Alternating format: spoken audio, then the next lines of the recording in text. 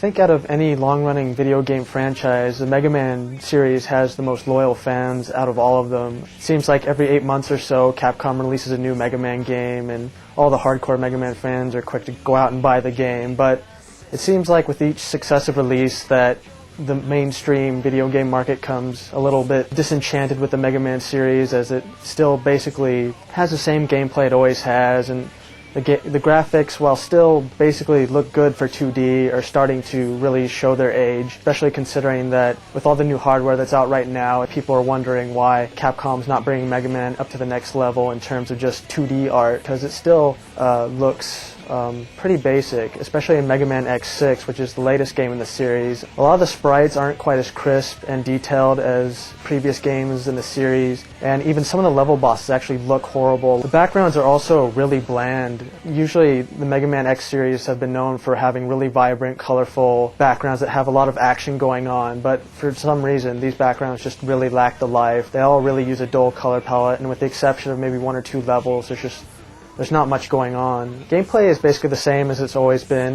Before you go into any one of the Maverick levels, you can select between Mega Man or another version of Mega Man where he has his armor for Mega Man X5, which is the Falcon armor. Basically, this just gives him the ability to do the super dash and the jump dash from the beginning, whereas the regular Mega Man has to go through each level and find these power-ups to gain the dash ability. As you progress through the game, you'll also unlock another character that you can use to hunt down the Maverick Reploids. Capcom has tried to spice the gameplay up a little bit by incorporating a feature known as the Nightmare system. Basically what this system is whenever you beat one of the Maverick bosses and come back to the level select screen, you'll notice that one of the bosses is highlighted in red color. This means that their level is currently being affected by the Nightmare system. And this means that there have been various changes made to the level, and these changes can take the form of objects that are placed in different areas that weren't there before. In some cases, a level will turn pitch black with only a few shreds of light to guide your way. Basically, the Nightmare system seems to make the levels harder than they usually would be if you went into them normally. The Nightmare system is basically there to vary the gameplay a little bit, kind of change up the levels, but in the end, it really doesn't have as much an effect as you think it would. You don't even have to go through it in the Nightmare mode unless you want to go back and collect some of the special power-ups for Mega Man, like his new armor or some of the power-ups for his blaster. Same goes for other aspects of the game.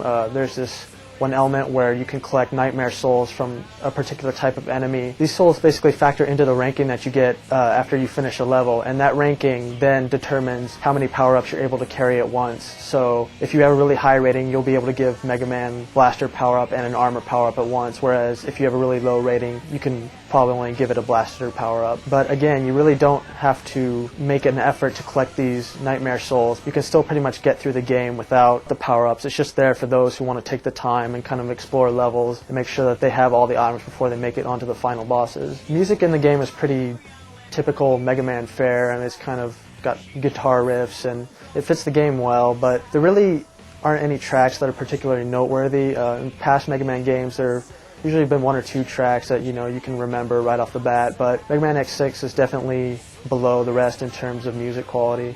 Mega Man X6 is definitely more for the hardcore Mega Man fan. It doesn't really have a whole lot of changes from Mega Man X5 other than the Nightmare system and the fact that you can go back and collect different kinds of power-ups from Mega Man, all the different armor types.